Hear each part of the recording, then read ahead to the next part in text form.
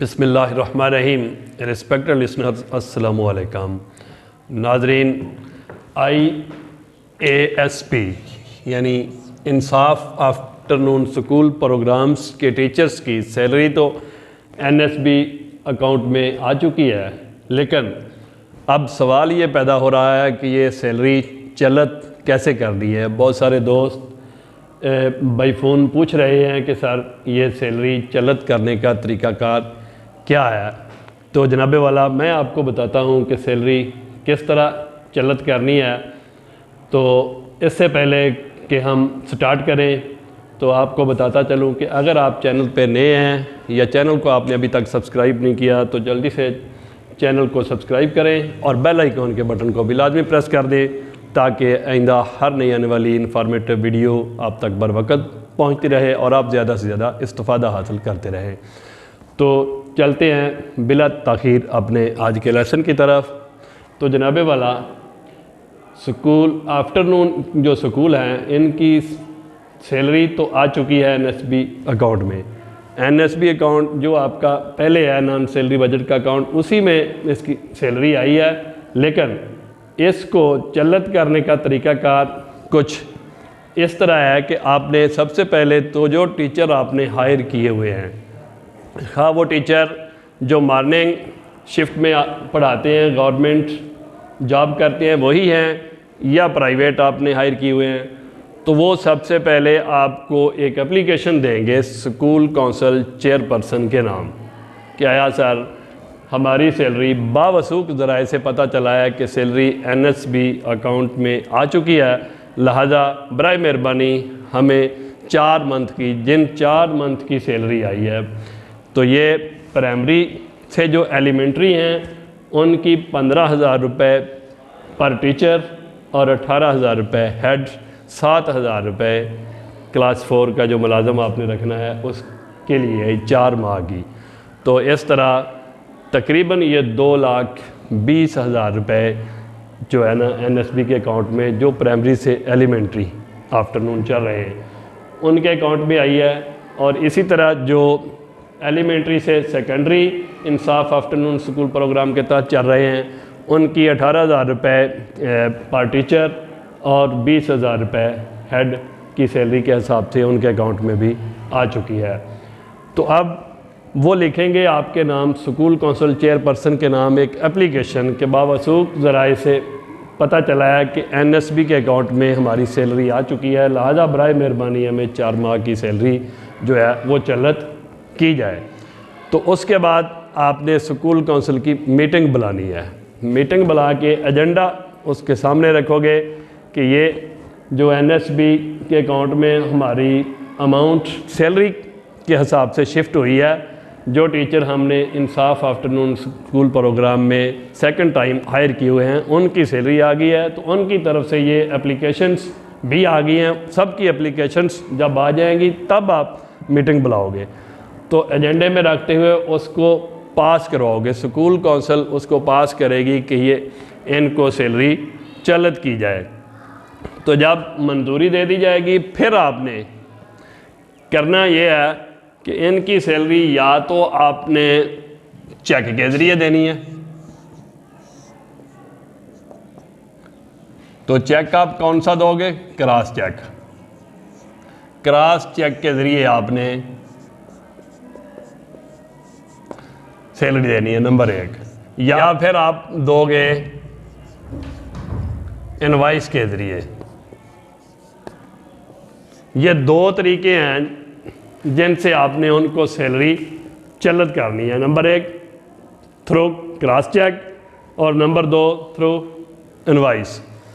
तो cross check आपने देना है तो वो अपने अकाउंट में जाके जमा करवाएंगे। वो आपने उनकी 4 माह की अगर आप सैलरी दे रहे हो तो 4 माह का उनको फिलअप करके क्रॉस चेक बना के दे देना है, वो अपने अकाउंट में जमा करवा देंगे।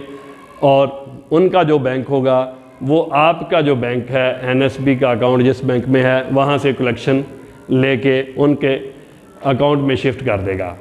तो अगर आप इनवाइस के थ्रू देना चाहते हैं तो फिर आपके जितने भी वो टीचर हैं, 2 हैं, 3 हैं, चौथा मुलाजम है, उनकी जितनी बनती है उसकी आप एक डिटेल बनाओगे, इनवाइस बना के अपने बैंक में दे दोगे, जिसमें उनके अकाउंट भी आप लिखोगे, अकाउंट नंबर और बैंक का नाम, उनका CNAC सारी डिटेल लिखोगे, उनकी सैलरी लिखोगे। फिर आपका बैंक जो है, उनके बैंक जो बैंक है उनके मुतलका बैंक को उनकी सैलरी की अमाउंट जितनी आप इनवाइस में लिखोगे वो उनको शिफ्ट कर देगा, वो कलेक्शन लेके उनके अकाउंट में जमा कर देंगे।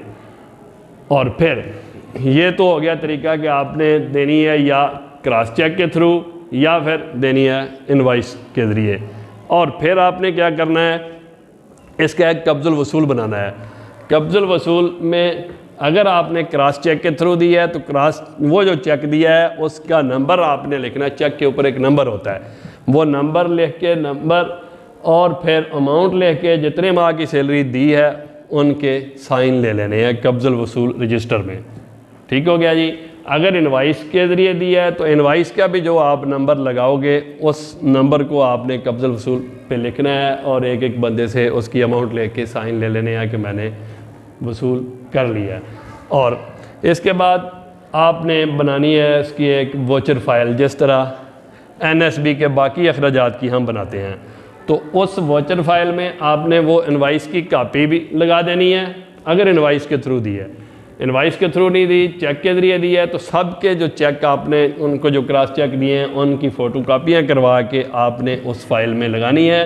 साथ हर टीचर से एक रसीद बनवानी है कि मैंने फ़लाँ मंथ से फ़लाँ मंथ तक अपनी सैलरी मुबलग इतनी अमाउंट वसूल कर ली है। नीचे अपने साइन करेगा और अपने CNIC नंबर लिखेगा, मोबाइल नंबर लिखेगा, तो वो रसीद आपने उसमें लगा के अपनी वोचर फाइल मुकम्मल करके रख लेनी है। इसी तरह सबसे हेड टीचर से भी, बाकी असातिज़ा से भी जितने भी हैं, और क्लास 4 मुलाज़म से भी।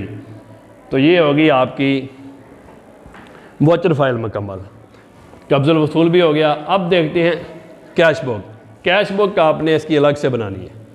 कैश बुक के हवाले से लेटर भी आया हुआ है सेड की तरफ से, तो स्कूल एजुकेशन डिपार्टमेंट ने एक लेटर जारी किया, उसको सामने रखते हुए आपने इसकी कैश बुक अलग से बना लेनी, जिस तरह हमने पहले बनाई हुई है ना NSB के अखराजात की कैश बुक, इसी तरह इसकी कैश बुक चलत सैलरी के हवाले से आपने बनानी है। उसमें भी आपने उनका नाम लिख के डिटेल अखराजात में लिखना है और कितने माह की तनख्वाह उसको दे रहे हो, जिस बंदे को भी, उसका नाम, उसके मंथ, उसकी अमाउंट लिख के एंड पे फिर आपके यानी अगर आप हैं चेयरपर्सन और शरीक चेयरपर्सन तो दोनों के साइन होंगे। तो चेक बुक के दोनों पेज आपने मुकम्मल करने हैं। पहला पेज जो बैंक वाला है जिसमें अमाउंट आई है वो भी आपने मुकम्मल करना है। नेक्स्ट पेज जिसमें अखराजात होते हैं उसमें उनकी सैलरी जो जा रही है वो आपने करते रहना। नेक्स्ट जब आएगी फिर आपने उसी में उसको दर्ज करना है। तो समझे, सबसे पहले 2 ज़रिए हैं, चेक के ज़रिए और इनवाइस के ज़रिए आपने सैलरी चलत करनी है। उसके बाद आपने कब्ज़ुल वसूल लाजमी बनाना है, कैश बुक लाजमी मेंटेन करनी है और अलग से करनी है सैलरी की, और फिर आपने वोचर फाइल में इसके वोचर भी लाजमी रखने हैं। तो ये है जी इंसाफ आफ्टरनून स्कूल प्रोग्राम के जो टीचर आपने हायर किए हैं उनको सैलरी चलत करने का प्रॉपर तरीका। तो बहुत सारे दोस्त मैंने देखे हैं जो वीडियो को स्किप करके देखते रहते हैं, कर्सर को आगे पीछे घुमाते रहते हैं, वीडियो पूरी नहीं देखते, फिर समझ नहीं आती, फिर फ़ोन करके मुझे पूछ रहे होते हैं कि सर यहाँ से बताएं, वहाँ से बताएं। तो उनके लिए मेरा ये मैसेज है कि वीडियो को लाजमी पूरी देखें, बग़ैर स्किप किए तसल्ली से इसको देखें, इंशाल्लाह आपको पूरी समझ आ जाएगी। Thanks for watching.